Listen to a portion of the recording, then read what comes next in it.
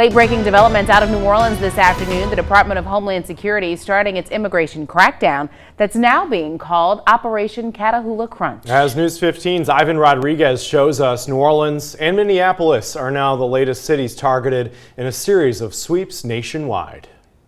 As anticipated, the Department of Homeland Security launched a federal law enforcement surge in New Orleans, Louisiana, dubbed Operation Catahoula Crunch by the agency, named after the officially recognized state dog of Louisiana. We're talking about child pedophiles who are on our list of targets, burglars, gang members, rapists. Those individuals we are highly targeting, and we will continue whether it be 5,000 arrests or beyond. The Trump administration's latest immigration crackdown was prompted by the shooting of 2 National Guard members in Washington, D.C. New Orleans Mayor-elect Helena Moreno says fear has swept across the city.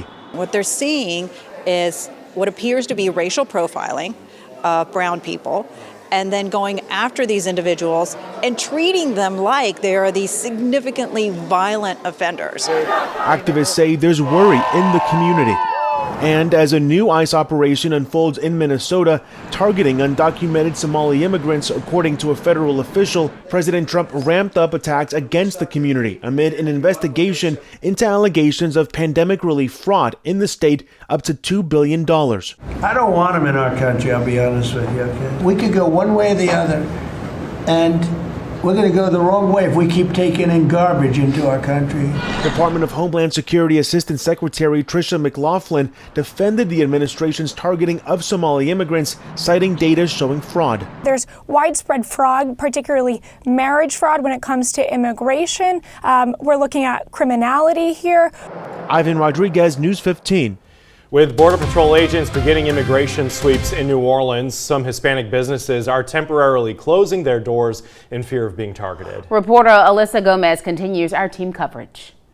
Empty chairs and tables at a time where most restaurants are getting their lunch rush. You see the street, no car, no people, no nothing. Jose Torres has 2 restaurants in Kenner. While this one remains open, his other is closed. The people, Miedo, fear, being felt in his community, from his customers to his employees.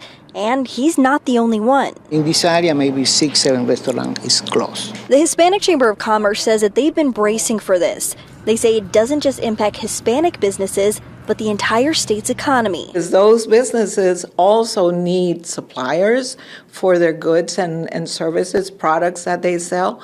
But if they're not selling and if they're not producing, then they don't need that. So it's a revolving door, and it's at the end of the day, it impacts everyone. For U.S. citizens, folks who've been naturalized, to have a fear just because of the color of their skin is very real. Lindsay Navarro runs El Centro, a nonprofit that helps Hispanic and Latino businesses. I think what people are doing are preparing as if there were a hurricane to come. With people closing their doors, she says the city will lose much more than money. There is a culture that's been created in this city, a welcoming culture that celebrates individuality, that celebrates other countries. And so for us to lose even a piece of that, I think it really pokes a hole in the fabric that we've worked so hard to create.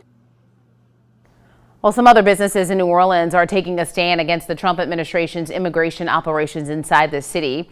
That includes Toast, a restaurant in the Big Easy where a handwritten note can be seen saying, quote, "Ask about ICE whistles to keep our community safe." Now, whistles have been used in other cities where raids have been held to sound a warning for people who want to avoid ICE officials. Another restaurant has a poster that says ICE and CPB agents don't have the consent to enter.